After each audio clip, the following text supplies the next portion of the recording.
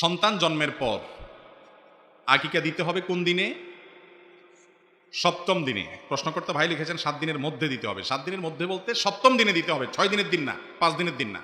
যেদিন জন্মগ্রহণ করেছে তার 7 দিন পরে না, সপ্তম দিনে। সপ্তম দিন মানে কি? যেদিন জন্মগ্রহণ করেছে শিশু, সেটাকে 1 ধরে এরপরে 2 3 গুনতে গুনতে 7 হবে, যে সেই দিনে কি দিতে হবে? আকিকা দিতে হবে। এটা হলো ওই দিনে আকিকা দেওয়াটা হলো সুন্নাত। আর যদি সপ্তম দিনে দিতে না পারেন, কোন কোন বর্ণনায় 14তম এবং 21তম দিনের কথাও আছে। এই দিনগুলোতেও যদি দিতে না পারেন, অনেক সময় বাবার হাতে পয়সা কড়ি ছিল না, তাহলে সেক্ষেত্রে কি করবেন?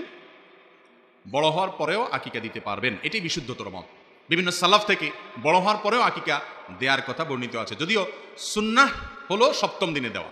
সেটা মিস হয়ে গেলে একেবারে না দেওয়ার চাইতে পরবর্তীতে দেওয়া জায়েজ আছে, এবং এটা অনেক সালাফ থেকে প্রমাণিত আমল, যার কারণে বড় হওয়ার পরেও সন্তানের আকিকা দেওয়া যেতে পারে। ইচ্ছাকৃতভাবে বিলম্ব করা উচিত না।